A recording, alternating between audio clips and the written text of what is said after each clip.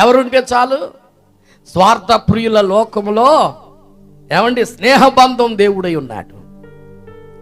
లోకమంతా ఒకటై వేరు చేసినా కానీ దేవుడు మాత్రం యోక్తాన్ని విడిచిపెట్టలేడు. ఏమండి తృణీకరించబడిన వాడుగా ఉన్నా కానీ బిడలరా చూడండి, దేవుడు అతన్ని కోరుకున్నాడు, దేవుణ్ణి అతడు ఎన్నుకున్నాడు. ఏమండి ఒట్టిగా ఎన్నుకున్నాడా? ఒట్టిగే కోరుకున్నాడా? ఏమండి చెప్పండి. ఏమోలే బాబా, మీ అన్నదమ్ముల్ని విడిచిపెట్టారా నాయన? ఏమండి మీ తల్లిదండ్రుల పరిస్థితి ఎలా ఉంది, ఏమో లేక బతుకు ఏమన్నా కోరుకున్నాడా? ఏమయ్యాడు చెప్పరమ్మా? దేవునికి భయపడి జీవించటానికి, దేవునికి లోబడి బ్రతకటానికి, దేవుని వెంబడించటానికి దేవుడు ఉంటే చాలు అనుకున్నవాడై భక్తిలో ఎదిగాడండి. అర్థమైందండి? అందుకని దేవుడు అతన్ని ఎన్నుకున్నాడు. దేవునికి స్తోత్రం, హల్లెలూయా. ప్రియ దేవుని బిడలారా, మా కుటుంబంలో నేను చిన్నవాణ్ణి, 3 అక్కలు 2 అన్నయ్యలు, నేను చిన్నవాణ్ణి. 6 మాకు మా కుటుంబం, మన అమ్మ నాన్నకు 6 పిల్లలు. ఏమండి అందరూ ప్రయోజనమైన వాళ్ళే అనుకున్నాడు. అంతెందుకు, నాకంటే పెద్ద అన్నయ్య వెంకటరావు అన్నయ్య, ఆయనే పైకొత్తాడని, ఆయనే బాగుంటాడని, ఆయనే సాత్తాడని ఎన్ని చెప్పారు. కానీ ఆ విషయానికి వస్తే బిడలారా, ఏది లెక్క, వాడికి చదువు రాదు, అర్థమైంది, తెలివి లేదు. మా పెద్దకి అంటాడు, వీడు ఎట్ట బతుకుతాడో అనుకునేది. ప్రియ దేవుని బిడలారా, ఎందుకు ఈ మాట చెప్తుండ్రు ప్రభు సన్నిధిలో? అందరూ నన్ను నెట్టివేసిన వాళ్ళే. ఒక విషయం చెప్పమంటారా? నేను 10వ తరగతి చదివేటప్పుడు ఏ ఒక్కరికే నమ్మకం లేదు నేను పాస్ అవుతున్నాను. అంత మంచి క్లవర్ నేను. హాస్టల్లో నేను చదువుకునేటప్పుడు మా ఫ్రెండ్స్ అనుకునేవారు, అరే నా పేరు విద్యాసాగర్ గనక పాస్ అయితే ఒక ఆయన అంటాడు సగం మేసం కొనుక్కుంటాడు, ఆయనకు అదో సంతోషం, అంత గ్యారెంటీ అన్నమాట. ఏమంటే మా వార్డెన్ గారేమో లేదు విద్యాసాగర్ పాస్ అవుతాడు మా వార్డెన్ గారు అంటాడు. మా స్నేహితులందరూ కూడా, మా అన్నయ్య కూడా, అబ్బో పాస్ అవటం కష్టమేలే అనుకునేవాడు. నేను ఎందుకు ఈ సందర్భాన్ని చెప్తున్నాను బిడ్డలారా? మా బ్యాచ్లో 16 మంది ఎగ్జామ్ రాసిను, ఆ 16 మందిలో నేను ఒక్కడనే పాస్ అయ్యా. ఒకసారి చెప్పకూడదా? హల్లెలూయా. ఏమండి మా 2 అన్నయ్య కూడా పాస్ అవ్వలేదు ఆ సంవత్సరం. నేను ఎందుకు ఈ సందర్భాన్ని చెప్పానంటే, వాస్తవమే, నాకు చదువు అంతగా రాదు. వారు హేళన చేశారు, ఏమండి అపహాసించారు. ఇక నా పని వట్టిదేలే అనుకున్నాను. మా ఇంట్లో వాళ్ళు అంటే చదువు లేదు, తెలివి లేదు అనుకునేటువంటి వారు. ఇక హాస్టల్లో చూస్తే ఇక నేను చదువుతున్నానంటే ఏమని చెప్పండి, గట్టిగా పుస్తకం బట్టి చదువుతున్నా హేళన చేసేవాళ్ళు. అబ్బో చదువుడు గారు వచ్చిండ్రా, బాగా చదువుతుండ్రా అని హెచ్చడి హేళన చేసేటువంటి వారు. దేవుని సన్నిధిలో బిడలారా, నేను ఎందుకు ఈ మాట చెప్తున్నా? ఆ సంవత్సరం ప్రభు దగ్గరికి నేను వెళ్ళాను, ప్రభు పాదాల దగ్గరికి వెళ్ళాను, ప్రార్థన చేసుకున్నాను. ప్రభు సన్నిధిలో బిడలారా చూడండి, ఏమండి మా యొక్క గ్రూపులో 16 మంది ఎగ్జామ్ రాశాం మా హాస్టల్ తరపున.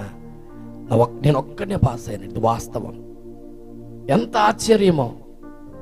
నిజమే, ఎన్నిక లేని వారిని ఆయన ఎన్నుకునేటువంటి వాడు. మా 2 అన్నయ్య బాగా పాటలు పాడతాడు, ఎక్కడికి వెళ్ళినా ఫస్ట్ ప్రైజ్ ఉండేది మా అన్నయ్యకి. ఏమండి బాగా మంచి రాగం దేవుడు ఇచ్చాడు ఆయనకి, వరం. ఏమండి ప్రిబిడలు మేమిద్దరం కవాళ్ళ వాళ్ళంటే నమ్ముతారు మా ఇద్దరిని. ఏమండి కానీ 1 సంవత్సరం గ్యాప్.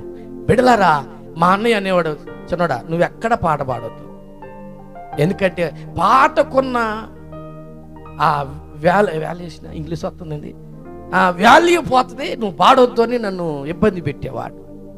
వాళ్ళేమో మా అన్నయ్య పాడాడు కాబట్టి ఈయన కూడా పాడుతుందని నన్ను పాడించేవాళ్ళు, ఏదో పాట పాడి చిన్నోడా అని. ఎక్కువ మంగళారతులు పాడిచ్చేవాళ్ళు పెళ్ళిళ్ళు కాడ.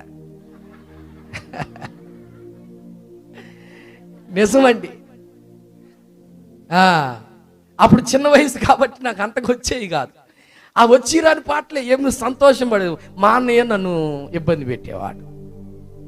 ఏమండి దేవుని పాదముల దగ్గరకు వచ్చి ప్రభువు యొక్క ఏమండి పెద్దయ్య గారి దగ్గరకు వచ్చినటువంటి ఆ దినాలలో, చిన్నోడా నాకు ఒక పాట నేర్పవా అన్నాడు.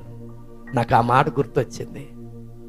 నోరు తెరిసి అనలేదు, పెద్దోడు కదా గౌరవించాలని ఓర్చుకున్నా. కానీ ఆ మాట గుర్తొచ్చింది, నువ్వు పాడితే పాటకున్నా అని నన్ను బాధ పెట్టాడు మా అన్నయ్య. కానీ ప్రభు పాటలు పాడుచుండగా, చిన్నడు ఒక్క పాట నాకు నేర్పవా, నువ్వు పాడుతుంటే నేను పాడాలనిపిస్తుంది అన్నాడు మా అన్నయ్య. ప్రియ దేవుని బిడ్డలారా, నేను ఎందుకు ఈ సందర్భాన్ని చెప్తున్నాను, ఇంటిలో చిన్నవాడిని కాబట్టి నేనంటే అందరికీ ప్రేమే, కానీ అంతగా లెక్క అంటే దాన్ని ఏమంటారంటే లెక్కేసేవాళ్ళు కాదు. పని చేసిన ఆ చేతల్లే అనేవాడు. ఆ రీతిగా తృణీకరించబడిన స్థితి. ఏమండి, ఒకసారి ఒక ఆయన అంటారు, నా మేలు కోరిన వారు అంటారు, ఇవి అబ్బాయి నువ్వు పాటలు పాడొద్దు అబ్బాయి. ఏమంటే పెద్దయ్య గారు ఏమో సాగర్ ఒక పాడు అని అన్నాడు అనుకోండి, సాగర్ ఏంటంటే పాడేదే, మేము పాడమా అని పాడేవారు. ఏమండి, దేవుని స్తోత్రం, హల్లెలూయా. ఆ రీతిగా కూడా ఎన్నో విధాలు తృణీకరించబడిన దేవుడు తన పని కొరకు నియమించాడు. గట్టిగా స్తోత్రం చెప్పండి. పాటలు పాడటమే కాదు, పాటలు రాయటానికి కూడా దేవుడు కృపనిచ్చాడు. దేవునికి స్తోత్రం, హల్లెలూయా. కాబట్టి బిడ్డలారా, తృణీకరించబడిన వారు ఉండొచ్చు, ఎన్నిక లేని వారుగా ఉండొచ్చు, ప్రక్కన పెట్టబడిన వారుగా ఉండొచ్చు. కానీ దేవుడు కోరుకుంటే, ఆ విషయం అర్థమవటానికి ఈ విషయాలు చెప్తున్నాను నేను. దేవుడు ఎన్నుకుంటే, దేవుడు ప్రత్యేకించుకుంటే, ఏమండి, ఉన్నతమైన స్థితిని దేవుడు ఇస్తాడు. పెంట కుప్ప మీద నుండి బేదలను పైకెత్తేటువంటి వాడు. ప్రియ దేవుని బిడలారా, నేను మర్చిపోక ఒక్క మాట చెప్తాను, మీరేమనుకోకండి. మా నాన్నగారు వైరా కాలేజీలో నైట్ వాచ్మెన్గా పనిచేసేవారు. అప్పుడు జీతాలు తక్కువ. మా కీళ్ళ ముగ్గురికి మ్యారేజ్లు అయినాయి, పెద్దన్నయ్య కూడా పెండ్లయింది. వారు కుటుంబాలు వారు సిద్ధపడుతున్నారు. వాళ్ళందరూ కూడా వారు కుటుంబాల్లో ఉన్నారు. నేను మా రెండో అన్నయ్య మా నాన్న దగ్గర ఉండేవాళ్ళం. ప్రియ దేవుని బిడ్డలారా, నాకు ఊహ వచ్చిన కాడ నుండి మేమిద్దరు అన్నదమ్ములు మా నాన్న దగ్గరే ఉండేవాళ్ళం. ఆ సమయంలో బాగా కరువు కలిగింది. అంటే పంట పండక, తర్వాత జీతం ఇంచుమించు 3-4 నెలలు రాక కుటుంబం చాలా ఇబ్బందిగా ఉంది. ఒకరోజు బాగా వర్షం వస్తుంది. ఏది ఏమైనా ఆ రోజుల్లో అంటే ఆ రోజు అంటే ఇంచుమించు 86, 87 ఆ ప్రాంతం అనుకుంటున్నా నేను. ఆ సమయంలో ప్రిబిడలారా, నూకలు ఉండే బియ్యం కొనటానికి స్తోమత లేక రేషన్ బియ్యం కూడా దొరికేవి కాదు. నాకు బాగా గుర్తు. ఏమండి, నూకలు ఏమంటే అప్పటికి ₹4.50 కేజీ నూకలు. ఆ కేజీ నూకలు ఏమండి కొనటానికి మా నాన్న దగ్గర డబ్బులు లేవు. ఏం చెప్పట్లా, ఎందుకంటే వంట డ్యూటీ మందే. అర్థమైందండి. మా నాన్న దగ్గర నుండి పొద్దుటే వెళ్ళాలి, ఇంటికి వెళ్ళాలి, అన్నీ శుభ్రం చేయాలి, వంట వండాలి, మా నాన్నకి భోజనం తీసుకురావాలి. ఎప్పటికీ డబ్బులు ఇవ్వడే, ఏం తీసుకురావాలి, వంట వండాలి కదా. కావాలంటే నన్ను చూసి బావురుమంట ఏడ్చాడు మా నాన్న. నాకు కొంచెం స్వాతంత్రం ఉంది కాబట్టి జేబులు చెక్ చేశా మా నాన్నే ఏడుతుంటే. అయితే ఏమీ లేవు, ఇప్పుడు అడిగినా కానీ డబ్బులు ఇచ్చేటట్లేడు. నాకు తెలిసిన ఆయన ఒక ఆయన ఈ పాత సామాన్లు అమ్ముతూ ఉంటాడు. ఆయన దగ్గరికి వెళ్ళండి, ఈ స్పీకర్ ఉంటుందా, ఏది సౌండ్ బాక్స్లో స్పీకర్ ఉంటుందా, వెనక ఐస్కాంతం ఉంటుందా, మ్యాగ్నెట్, అర్థమైందండి, అది సంపాదించుకున్నా. ఏం చేశానయ్యా అంటే, ప్రిబిడలారా, ఇప్పుడు మన మున్సిపాలిటీ వారు చెత్త వేస్తుంటారు చూడండి. నా చిన్నప్పుడు జరిగిన సందర్భం ఇది, నేను మర్చిపోలేను. ఆ కుప్పల దగ్గరికి వెళ్ళి అయస్కాంతం అలా పెడితే దానికి ఇనప స్వామాలన్నీ అతికాయి. నిజమండి, మీరు నవ్వుకోవటానికని కాదు, దేవుడు నా పట్ల చేసిన గొప్ప కార్యం అది. నా చిన్న వయసులో నేను ఊహ రాదు నాకు అంతగా. అయితే బిడలారా, అయస్కాంతం ఎక్కడికి పెట్టినా కానీ ఇనపోరు అతికిచ్చేవారు. ప్రియ దేవుని బిడలారా, ఎట్ట చేసి ₹5 వచ్చేంతవరకు కష్టపడ్డాం. ఆ కుప్ప మీదనో లేకపోతే సామాన్ పొద్దుటే ఈ షాపులు తీయరు కదండి, సైకిల్ షాపులు, వెల్లింగ్ షాపులు తీయరు కదండి, అక్కడికి వెళ్తే ఇన్ని అతికి షాపులు తీస్తే ఎవరు పెట్టనివ్వరు కదా, అయస్కాంతం మ్యాగ్నెట్. అలాగా ప్రియ బిడ్డలారా, ఆ ఒక్కరోజు కేజీ నూకలు కొనటానికి, ఏమండి నేను ఆ దృశ్యాన్ని మర్చిపోలేను. పిల్లలకి ఈ విషయాలు చెప్పడం ఎందుకులే అనుకున్నాను, కానీ సందర్భం వచ్చింది కాబట్టి చెప్తున్నాను మీకు. అలాంటి దీన స్థితి, పెంట కుప్ప మీద నుండి పేదలను పైకెత్తువాడంటే బిడలారా నవ్వించటానికో చెప్పటం కాదు, కానీ నిజంగా దేవుడు ఏ స్థితిలో నుంచి ఏ స్థితిలోనికి తీసుకొచ్చాడో చూడండి. బిడలారా, నిజంగా మా నాన్న మా కోసం ఎంతో కష్టపడ్డాడు. ఊహ వచ్చేంత వరకు మా నాన్నను దేవుడు ఉంచాడు. నా ఊహ రాకముందు 6 నెలల ప్రాయంలోనే మా అమ్మ చనిపోయింది. ఎలా ఎదిగామో ఎలా పెద్దవారయ్యామో మాకు అర్థం కాలేదు. ఊహ వచ్చేసరికి ప్రివిడలారా సరైనటువంటి పోషణ లేక, సరైనటువంటి స్థితిలో చెప్పేవారు లేక చదువు కూడా అర్ధాంతరంగా ఆగిపోయింది. అలాంటి స్థితిలో ప్రాణము కంటే ఎక్కువగా ప్రేమించేవాడు మా నాన్న. బిడలారా, ఎంత ప్రేమ చూపాడో. నేను ఎందుకు ఈ సందర్భాన్ని చెప్తున్నానంటే, ఏదైనా పలహారం పెట్టినా కానీ మా ఇద్దరు అన్నదమ్ములకు దాచకుండా ఆయన తినేవాడు కాదు. మాకు పెట్టేవాడు, మరలా అడిగేవాడు కొంచెం బెటర్ చిన్నోడా అని. ఎందుకంటే బిడ్డలారా, అంత ప్రేమ మా నాన్నకి. ఎందుకు ఈ సందర్భాన్ని చెప్తున్నానంటే, మేము కూడా ఎన్నిక లేని వారమే. పెంట కుప్ప మీద నుండి దేవుడు మమ్మల్ని లేవనెత్తాడు. దేవుడు ఎంత నమ్మదగిన వాడు. ప్రియబిడ్డలారా, ప్రభు సన్నిధిలో నేను ఎందుకు ఈ మాటలు చెప్తున్నానంటే, సమృద్ధిలో నుండి వచ్చిన వాడిని కాదు, కానీ దేన స్థితిలో నుండి ఆకలి చేత అల్లాడుతున్నటువంటి పరిస్థితిలో మా నాన్న అనేవాడు, ఎవరింటికి మీరు వెళ్ళొద్దు, ఎవరిని అడగొద్దు. ఎందుకంటే తల్లి లేని కాబట్టి ఇంటింటికి తిరుగుతున్నారు అనుకుంటారు వాళ్ళు. ఏదైనా అడిగినా కానీ తండ్రి విడిచిపెట్టాడేమో, అందుకే పిల్లలు అడుక్కొని తింటున్నారు అంటారు. అలాంటి మాట మనకు రాకూడదని మా నాన్న ఎంత కష్టమైనా మమ్మల్ని పోషించే విషయం. మేమిద్దరమే చిన్నవారు, ఇంచుమించు మాకు 6-5 సంవత్సరాలు ఉంటాయి అంతే. హాస్టల్లో చేర్పించారు. ఎక్కడికి వెళ్తున్నామో ఎలా ఉంటున్నామో కూడా తెలియనటువంటి పరిస్థితులు అవి మాయి. బిడలరా, నేను ఎందుకు ఈ సందర్భాన్ని చెప్తున్నానంటే, దేవుడు ఎన్నుకుంటే, దేవుడు ప్రత్యేకించుకుంటే, దేవుడు తన పని కొరకు నియమిస్తే ఆయన ఎప్పుడు కూడా విడిచిపెట్టేవాడు కాడు. దేవునికి స్తోత్రం. తల్లి మరచినా, తండ్రి విడచినా, నాతోనే ఉంటాడు ఎల్లప్పుడూ. తల్లి మరచినా, తండ్రి విడచినా, నాతోనే ఉంటాడు ఎల్లప్పుడూ. ముదిమి వచ్చినా, తల నెరిసినా, ముదిమి వచ్చినా, తల నెరిసినా, చంకబెట్టుకొని నన్ను మోస్తాడు, చంకబెట్టుకొని నన్ను మోస్తాడు. ఎవరు ఉన్న లేకున్నా యేసయ్య ఉంటే నాకు చాలు. ఎవరు ఉన్న లేకున్నా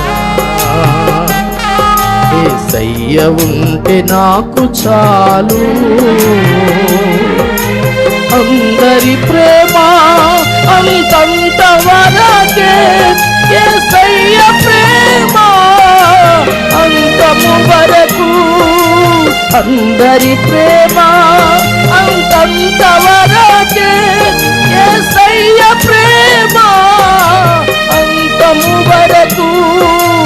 ఎవరు ఉన్న లేకున్నా యేసయ్య ఉంటే నాకు చాలు. ఎవరు ఉన్న లేకున్నా. హల్లెలూయా. కాబట్టి ప్రియ దేవుని బిడ్డలారా, ప్రభు యొక్క సన్నిధిలో నిజమే ఎన్నిక లేని వారిని ఎన్నుకునేవాడు. పెంట కుప్ప మీద నుండి బేదలను పైకెత్తేటువంటి వాడు.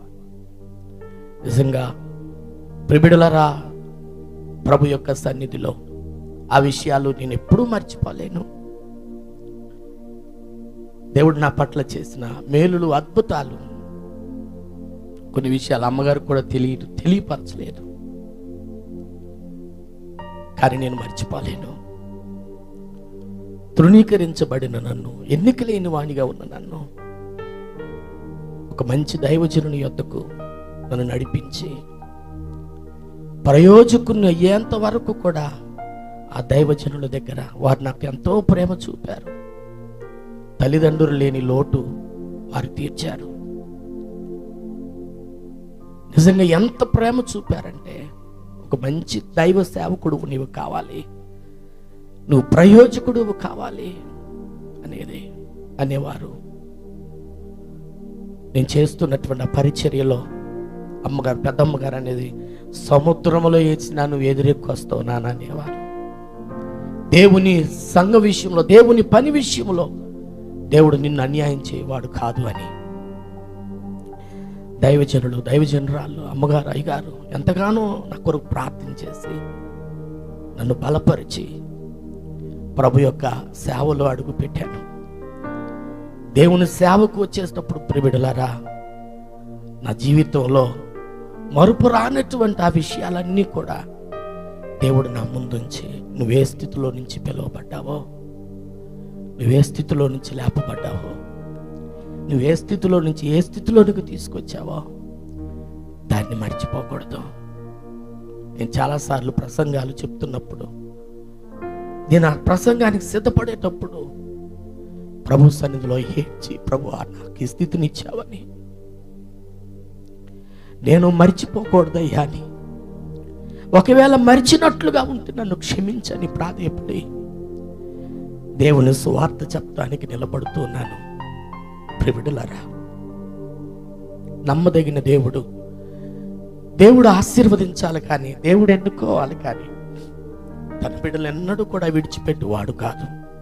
అందుకే యొప్తా జీవితంలో బిడ్డలారా, దేవునికి లోబడ్డాడు కాబట్టి, దేవునికి భయపడ్డాడు కాబట్టి, భక్తిలో బ్రతుకుతున్నాడు కాబట్టి, అండలో నెట్టివేసిన, సొంత వారు త్రోసిపుచ్చిన, తన తల్లి జీవితాన్ని బట్టి సాక్ష్యము సరిగా లేకపోయినా, అల్లరి మోకలలో అల్లరి జనముతో సంచరిస్తున్నా కానీ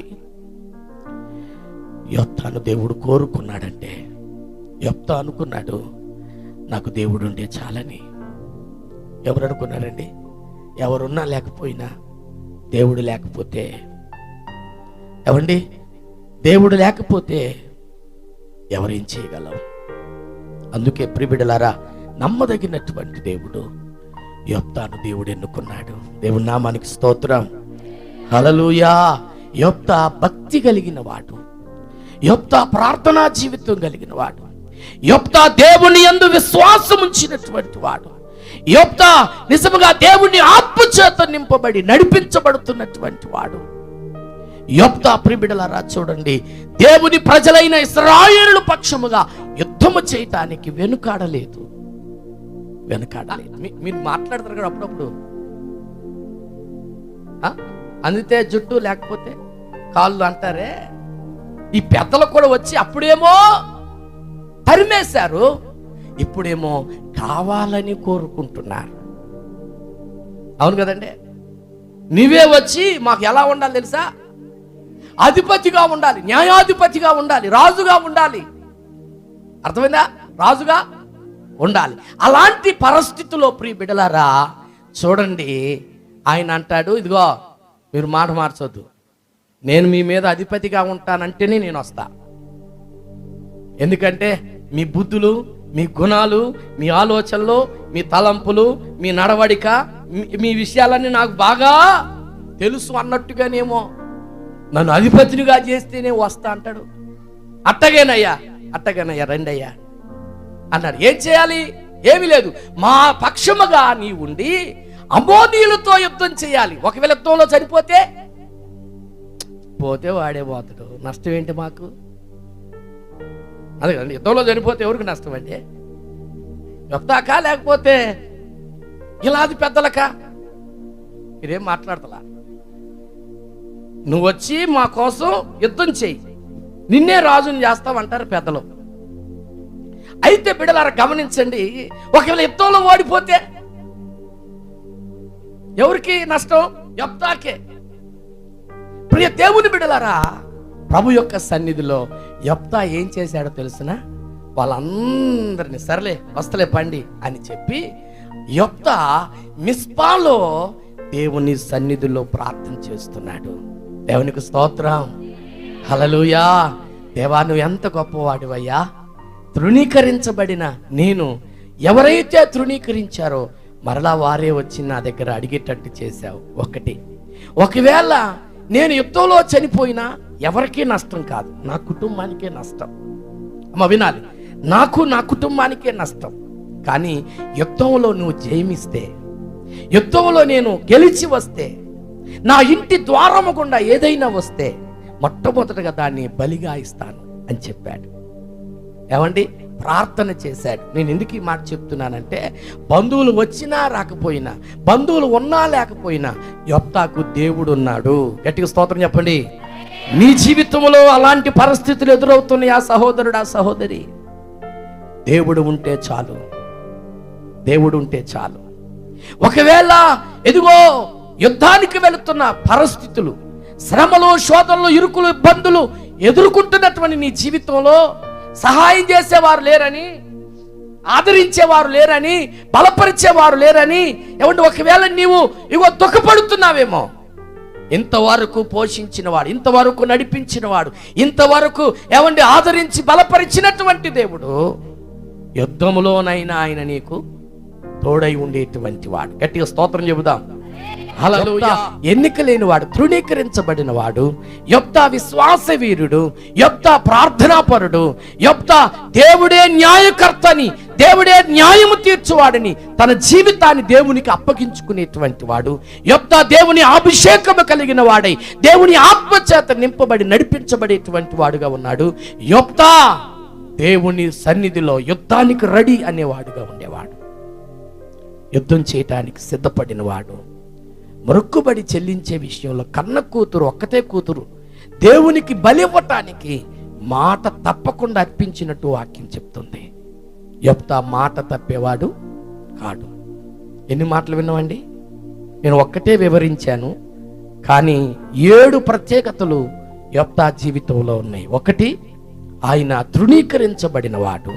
2, ఆయన విశ్వాస వీరుడు. 3, ప్రార్థనాపరుడు. 4, దేవుడే న్యాయకర్త అని దేవునికి తాను అప్పగించుకునేవాడు. 5, అభిషేకము కలిగిన వాడు. 6, యుద్ధానికి సిద్ధపడిన వాడు. 7, మాట తప్పనివాడు. అర్థమైందండి? యెఫ్తా యొక్క జీవితం నేను ఒక్క మాట చెప్పగలను. ఏంటో తెలుసిన? దేవుడే యెఫ్తాకు దిక్కయ్యాడు. దేవుడిని కలిగి జీవించాడు. దేవుణ్ణే కోరుకున్నాడు. ఒక మంచి నిర్ణయం తీసుకున్నాడు.